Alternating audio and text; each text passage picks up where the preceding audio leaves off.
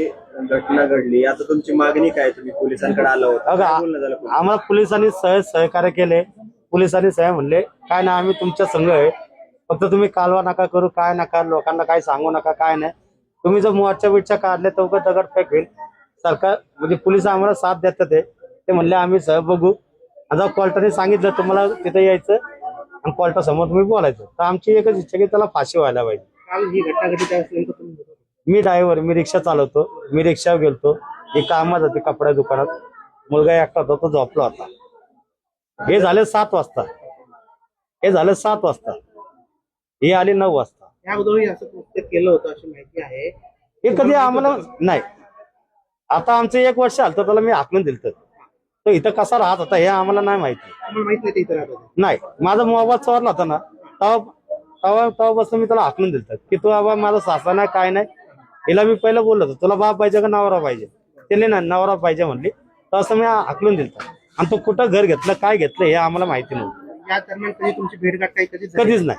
फार अचानकच ही घटना घडली. मी पण नव्हतो घरी. बरं, अशी माहिती मिळते की ते जर कामाला जात होते म्हणून मुलांना जे आहेत ते आजोबांकडे ठेवत होते अशी माहिती मिळते. नाही. कल्पना तुम्हाला होती? कोण म्हणलं तुम्ही? अशी माहिती मिळते. नाही, हे चुकीची माहिती आहे. आजोबा संग संबंध नव्हतं ना.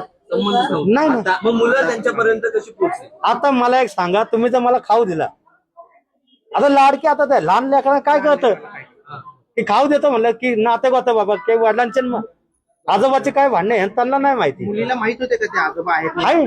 नाही, माहिती तुम्ही म्हटलं ना की ते जनता वसाहतमध्ये किंवा पर्वतीमध्ये नेमकी कुठं राहत होते याची तुम्हाला कल्पना नव्हती, तर मुली त्यांच्यापर्यंत कशा पोहोचल्या किंवा मुलं तिथे कशी गेली?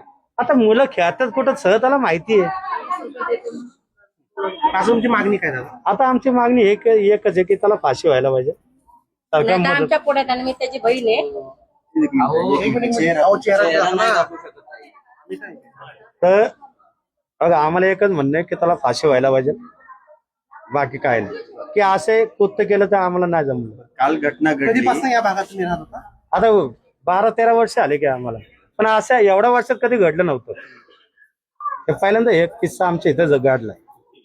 आता ते किती दिवसांपासून राहत होते? तुम्ही म्हणलात की तुम्ही घरामधून काढून दिलेलं होतं बरी. वर्ष झालं त्याला.